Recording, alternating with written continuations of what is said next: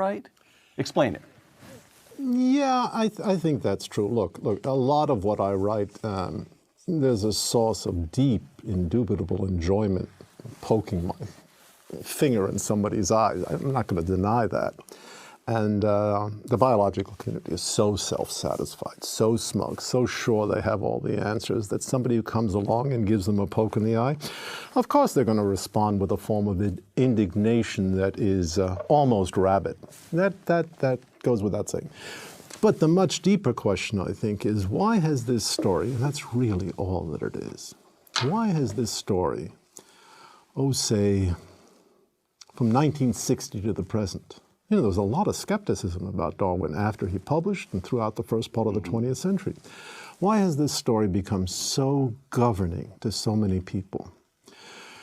Well, one answer is that with the decline of religious faith, with the decline of any belief in the possibility of religious experience, and that's a fact of our contemporary life outside the Islamic world, say, there's a great hunger for a creation story. And what better creation story could be afforded than the one told both by the physicist, Big Bang, who knows how that happened, Darwin, spontaneous emergence and development of life on Earth. No external, transcendental, spiritual creator required, none welcome.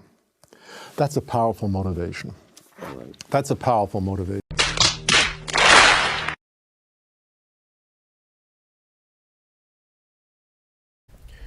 Evolution says nothing about cosmology or the origin of the universe.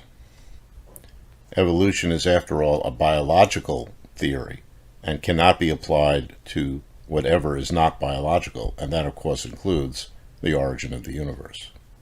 The other very common misconception about evolution is that it includes understanding the origin of life, or abiogenesis.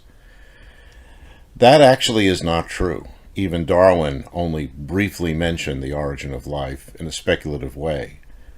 The theory of evolution is a biological theory, but it does not include understanding the origin of life or any principles or ideas about how the origin of life may have come about.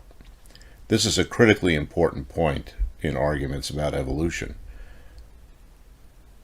There are some people who accept evolution quite readily, like myself, who have more problems with understanding how abiogenesis could have come about. One thing we know is that the theory of evolution really doesn't say much about how life evolved, which is outside the bounds of biological laws and principles. So what about